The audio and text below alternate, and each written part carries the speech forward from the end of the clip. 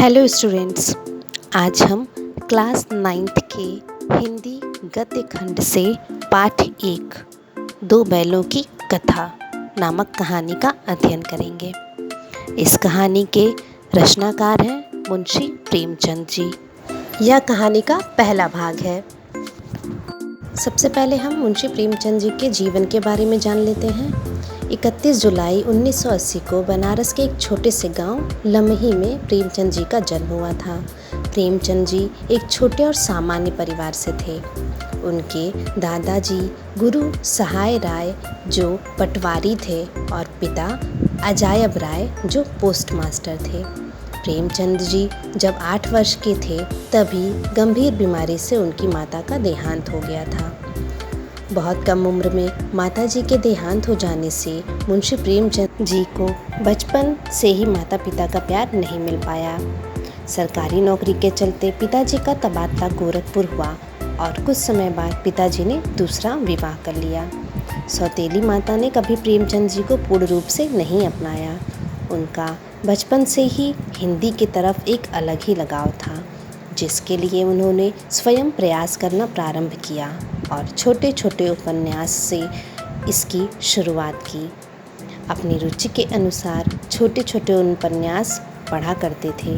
पढ़ने की इसी रुचि के साथ उन्होंने एक पुस्तकों के थोक व्यापारी के यहाँ पर नौकरी करना प्रारंभ कर दिया, जिससे वह अपना पूरा दिन पुस्तक पढ़ने के अपने इस शौक को पूरा करते रहे। प्रेमचंद जी बहुत ही सरल और सहज स्वभाव के दयालु प्रवृत्ति के व्यक्ति थे। घर की तंगी को दूर करने के लिए सबसे प्रारंभ में एक वकील के यहाँ 5 रुपये मासिक वेतन पर नौकरी की। धीरे धीरे उन्होंने खुद को हर विषय में पारंगत किया, जिसका फ़ायदा उन्हें आगे चलकर एक अच्छी नौकरी के रूप में मिला और एक मिशनरी विद्यालय के प्रधानाचार्य के रूप में नियुक्त किए गए। हर तरह का संघर्ष उन्होंने हंसते हंसते किया और अंत में 8 अक्टूबर 1936 को अपनी अंतिम सांस ली। मुंशी प्रेमचंद जी की शिक्षा। प्रेमचंद जी की प्रारंभिक शिक्षा 7 साल की उम्र में अपने ही गांव लमही के एक छोटे से मदरसे से शुरू हुई थी। मदरसे में रहकर उन्होंने हिंदी के साथ उर्दू व थोड़ा बहुत अंग्रेजी भाषा का ज्ञान प्राप्त किया। ऐसे करते हुए धीरे धीरे स्वयं के बलबूते पर उन्होंने अपनी शिक्षा को आगे बढ़ाया और आगे स्नातक की पढ़ाई के लिए बनारस के एक कॉलेज में दाखिला लिया। पैसों की तंगी के चलते अपनी पढ़ाई बीच में ही छोड़नी पड़ी। बड़ी कठिनाइयों के से जैसे तैसे मैट्रिक पास की थी, परंतु उन्होंने जीवन के किसी पड़ाव पर हार नहीं मानी और 1919 में फिर से अध्ययन कर बीए की डिग्री प्राप्त की। मुंशी प्रेमचंद जी की प्रमुख रचनाएं इस प्रकार से हैं। देखा जाए तो मुंशी प्रेमचंद जी की सभी रचनाएं प्रमुख थीं, किसी को भी अलग से संबोधित नहीं किया जा सकता है और उन्होंने हर तरह की अनेकों रचनाएं लिखी थीं जो हम बचपन से हिंदी में पढ़ते आ रहे हैं। ठीक ऐसे ही उनके कई उपन्यास, नाटक, कविताएं, कहानियां और लेख हिंदी साहित्य में दिए गए हैं, जिसमें से कुछ प्रमुख हैं जैसे गबन, गोदान, कफन, निर्मला इत्यादि। बहुत सी ऐसी रचनाएं हैं जो इनकी प्रमुख रचनाएं मानी जाती हैं। अब हम अपने इस अध्याय के बारे में जानते हैं। क्षितिज खंड से यह हमारा पहला अध्याय है, जिसका नाम है दो बैलों की कथा। इसमें दो बैलों की कथा के माध्यम से प्रेमचंद जी ने कृषक समाज और पशुओं के भावात्मक संबंध का वर्णन किया है। इस कहानी में उन्होंने यह भी बताया है कि स्वतंत्रता सहज में नहीं मिलती, यानी कि स्वतंत्रता हमें आसानी से नहीं मिलती, उसके लिए बार बार संघर्ष करना पड़ता है। इस प्रकार परोक्ष रूप से यह कहानी आज़ादी के आंदोलन की भावना से जुड़ी है। इसके साथ ही इस कहानी में प्रेमचंद ने पंचतंत्र और हितोपदेश की कथा परंपरा का उपयोग और विकास किया है। कहने का तात्पर्य है कि जो इसमें पात्र हैं, इसमें 2 मुख्य पात्र बैल हैं जिनका नाम है हीरा और मोती। लेखक ने इस कहानी के माध्यम से हमें बताया है कि जिस समय यह कहानी लिखी गई थी उस समय एक देश से दूसरे देश जब हमारे भारतीय जाते थे तो वहाँ पे उन्हें बंदी बना लिया जाता था, और तब वे बताते हैं कि आज़ादी की लड़ाई उस समय किस तरह से लड़ी गई थी। ये कहानी सिर्फ हीरा मोती की कहानी नहीं है, यह कहानी स्वतंत्रता की लड़ाई की है। इस कहानी के प्रमुख पात्र हैं हीरा और मोती, यह दोनों बैल हैं। झूरी जो इन दोनों का मालिक है, और झूरी की बीवी है, झूरी का साला जिसका नाम गया है, एक छोटी बच्ची और गधा। मुंशी प्रेमचंद की रचना के प्रमुख पात्र हीरा मोती, ये बैल सीधे साधे हैं और भारतीयों के प्रतीक हैं। मतलब यह है कि प्रेमचंद जी ने इन दोनों बैलों को भारतीय बताया है, और यह परतंत्र हैं यानी गुलाम हैं। लेखक ने गुलाम भारतीयों को संदेश दिया है कि आज़ादी के लिए हमें संघर्ष करना पड़ेगा और यह आसानी से हमें नहीं मिल पाएगी। तत्कालीन जो उस समय स्वतंत्रता आंदोलन चल रहा था, उस समय को ध्यान में रखकर लेखक ने कहानी लिखी है। यह जो बैल हैं यह अपने मालिक के प्रति आत्मीयता का भाव रखते हैं। आत्मीयता का भाव यानी अपनेपन का भाव। भारत कृषि प्रधान देश है, यहाँ खेती बहुत की जाती है।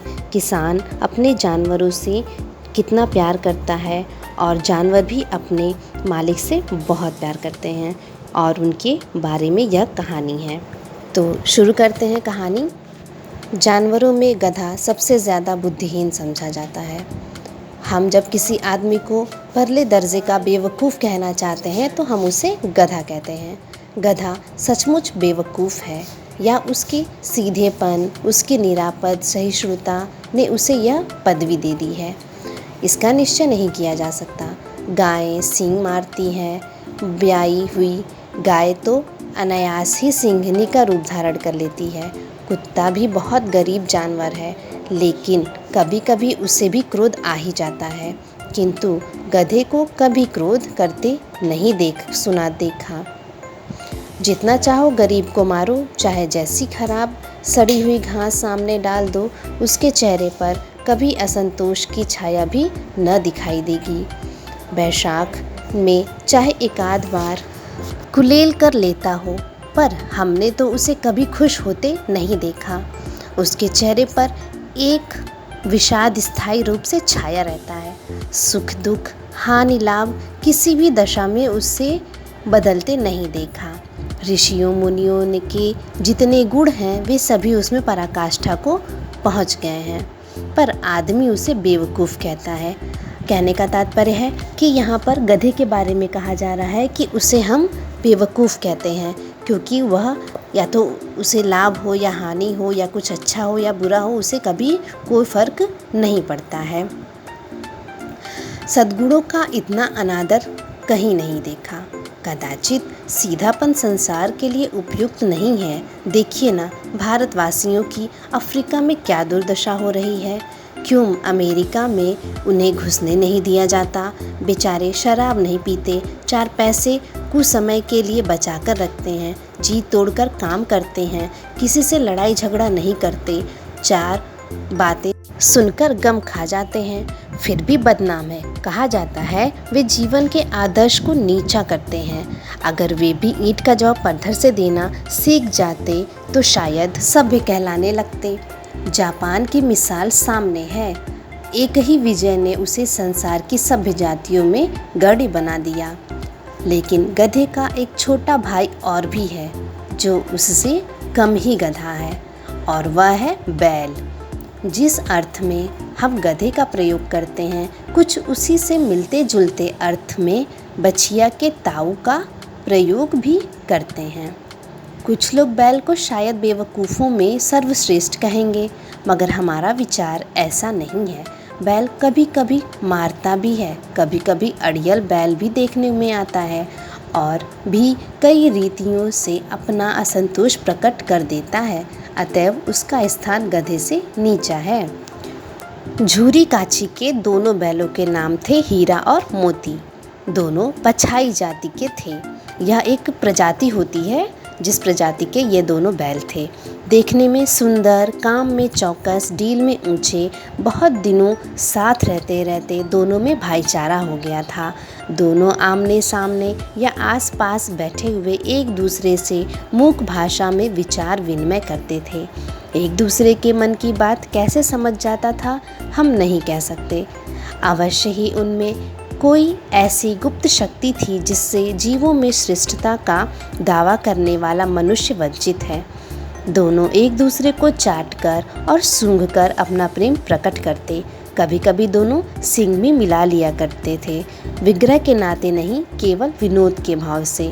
मतलब कि लड़ने के भाव से नहीं, वह प्यार से एक दूसरे को सींग भी लगा लेते थे। आत्मीयता के भाव से जैसे दोनों में घनिष्ठता होते ही धौल धप्पा होने लगता। इसके बिना दोस्ती कुछ फुसफुसी, कुछ हल्की सी रहती, जिस पर ज़्यादा विश्वास नहीं किया जा सकता। जिस वक्त में ये दोनों बैल हल या गाड़ी में जोत दिए जाते और गर्दन हिला हिला कर चलते, उस वक्त हर एक की यही चेष्टा होती कि ज़्यादा से ज़्यादा बोझ मेरी ही गर्दन पर रहे। दिन भर के बाद दोपहर या संध्या को दोनों खुलते तो एक दूसरे को चाट चूट कर अपनी थकान मिटा लिया करते।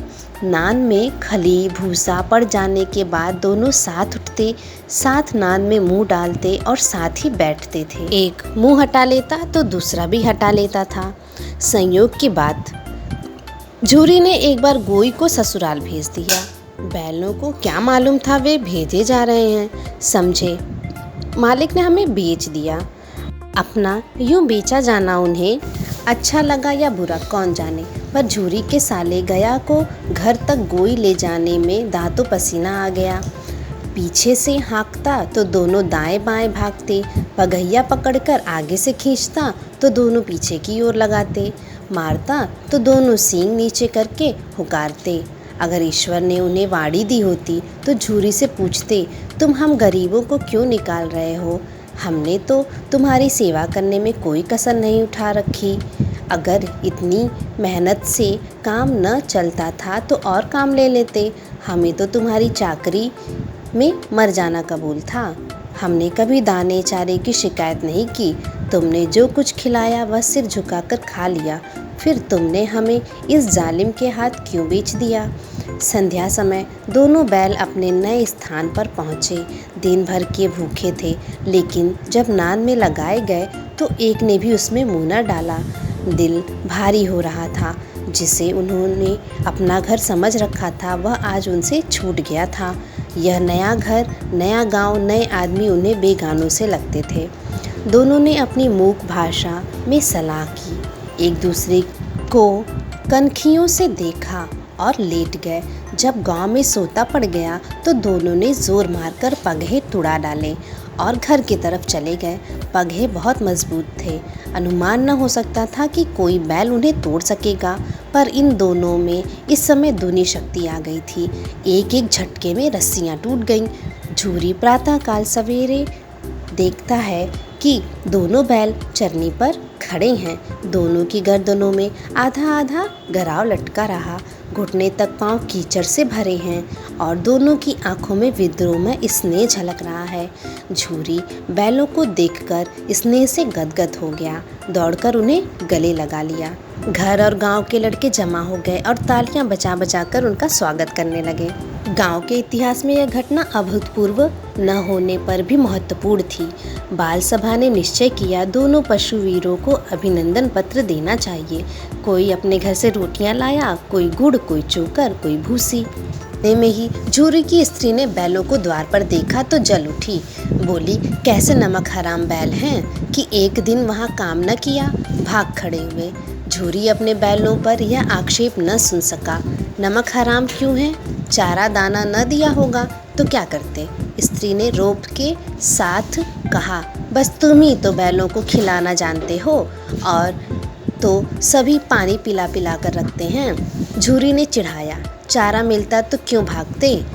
स्त्री यानी कि झूरी की बीवी चिढ़ी और बोली, भागे इसलिए कि वे लोग तुम जैसे बुद्धुओं की तरह बैलों को सहलाते नहीं, खिलाते हैं तो रगड़कर जोतते हैं। ये दोनों ठहरे कामचोर, भाग निकले। अब देखूं कहाँ से खली और चोकर मिलता है। सूखे भूसे के सिवा कुछ न दूंगी, खाएं चाहे मरे। वही हुआ। मजूर को बैलों ने नाद में मुंह डाला तो फीका फीका, न कोई चिकनाहट न कोई रस। क्या खाएं। आशा भरी आंखों से द्वार की ओर ताकने लगे। झूरी ने मजूर से कहा, थोड़ी सी खली क्यों नहीं डाल देते? मालकिन, मुझे मार ही डालेंगी। चुरा कर डाला ना दादा, पीछे से तुम भी उन्हीं की सी कहोगे। झूरी ने अपने नौकर से कहा, लेकिन उसने अपनी मालकिन के डर से उनको चारा नहीं दिया। दूसरे दिन झूरी का साला फिर आया और बैलों को ले चला। अब की उसने दोनों को गाड़ी में जोता। 2-4 बार मोती ने गाड़ी को सड़क की खाई में गिराना चाहा, पर हीरा ने संभाल लिया। वह ज़्यादा सहनशील था। संध्या समय घर पहुंचकर उसने दोनों को मोटी रस्सियों में बांधा और कल की शरारत का मजा चखाया। फिर वही सूखा भूसा डाल दिया। अपने दोनों बैलों को खली, चूनी सब कुछ दी। दोनों बैलों का ऐसा अपमान कभी न हुआ था। झूरी उन्हें फूल की छड़ी से भी न छूता था। उसकी टिटकार पर दोनों उड़ने लगते थे। यहाँ मार पड़ी, आहत सम्मान की व्यथा तो थी ही। उस पर मिला सूखा भूसा। नांद की तरफ आंखें तक न उठाई। दूसरे दिन गया ने बैलों को हल में जोता, पर इन दोनों ने जैसे पाँव न उठाने की कसम खा ली थी। वह मारते मारते थक गया, पर दोनों ने पाँव न उठाया। एक बार जब उस निर्दयी ने हीरा की नाक पर खूब डंडे जमाए तो मोती का गुस्सा काबू के बाहर हो गया। हल लेकर भागा। हल, रस्सी, जुआ, जोत सब टूट कर बराबर हो गया। गले में बड़ी बड़ी रस्सियां न होती तो दोनों पकड़ाई में न आते। हीरा ने मूक भाषा में कहा, भागना व्यर्थ है। मोती ने उत्तर दिया, तुम्हारी तो इसने जान ही ले ली थी, अब की बड़ी मार पड़ेगी। पड़ने दो, बैल का जन्म लिया है तो मार से कहाँ तक बचेंगे। गया 2 आदमियों के साथ दौड़ा आ रहा था। दोनों के हाथों में लाठियाँ थीं। मोती बोला, कहो तो दिखा दूं कुछ मज़ा, मैं भी लाठी लेकर आ रहा है। हीरा ने समझाया, नहीं भाई, खड़े हो जाओ, मुझे मारेगा तो मैं भी 1-2 को गिरा दूंगा। नहीं, हमारी जाति का यह धर्म नहीं है। आज दोनों के सामने फिर सूखा भूसा लाया गया। दोनों चुपचाप खड़े रहे। घर के लोग भोजन करने लगे।